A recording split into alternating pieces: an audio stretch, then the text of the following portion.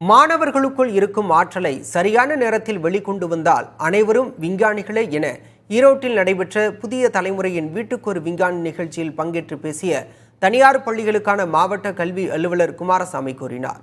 ஈரோடு மாவட்டம் திண்டலில் செயல்பட்டு வரும் கீதாஞ்சலி பள்ளியில் புதிய தலைமுறையின் சார்பில் வீட்டுக்கொரு விஞ்ஞானி நிகழ்ச்சி நடைபெற்றது.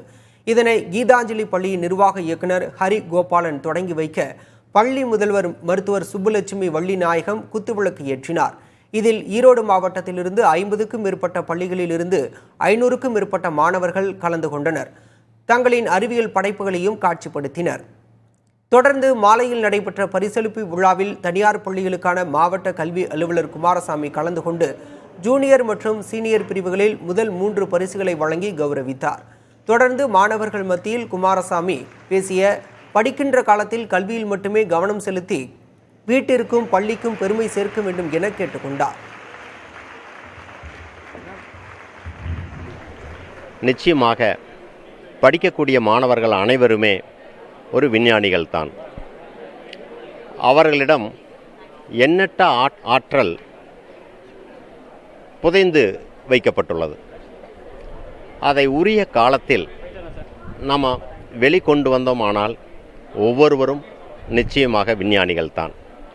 அந்த ப்ராஜெக்ட் நேம் வந்து ஸ்மார்ட் ட்ராலி. இதை வந்து நம்ம சூப்பர் மார்க்கெட்டில் நிறையாவே யூஸ் பண்ணலாம். ஏன்னா இப்போ இருக்க ட்ராலி எல்லாமே நம்ம ப்ராடக்ட்ஸ் எல்லாமே பர்ச்சேஸ் பண்ணிட்டு நம்ம அங்கே போய் பில் கவுண்டரில் நிற்கிறதுக்கு டைம் வேஸ்ட் ஆகும், பில் போடுறதுக்கும் டைம் வேஸ்ட் ஆகும்.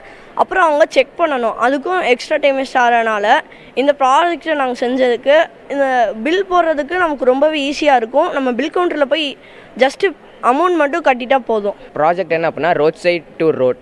நாங்கள் சாலையில் வந்து போகும்போது நிறைய அனிமல்லாம் வந்து பிளாஸ்டிக் சாப்பிட்றத பார்த்தோம். அப்போ ஏதாவது இதுக்கு தடுக்கிறதுக்கு ஏதோ செய்யணும் அப்படின்ட்டு தோணிகிட்டே இருந்துச்சு. அப்புறம் வந்து ஒரு செய்தி படித்தோம். என்னென்னா 71 கிலோ வேஸ்ட் வந்து ஒரு ப்ரெக்னென்ட் கவுவில் இருந்துச்சு.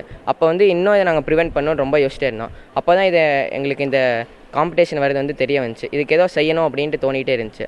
அப்போ இது நாங்கள் செஞ்சது தான் வந்து ரோட் சைட் டு ரோட். இதில் என்ன அப்படின்னா பிளாஸ்டிக் சென்சார் அப்படின்னு ஒன்று இருக்குது. அப்போ நார்மலாக போகும்போது அந்த சென்சார் வந்து பிளாஸ்டிக் டிடெக்ட் பண்ணி வேக்யூம் வழியாக உள்ளே ஸ்டோர் ஆகிக்கும். அது ஸ்டோர் ஆனதை நாங்கள் வந்து ரோடாக கன்வெர்ட் பண்ணுறது எப்படின்னு காமிச்சிருக்கோம்.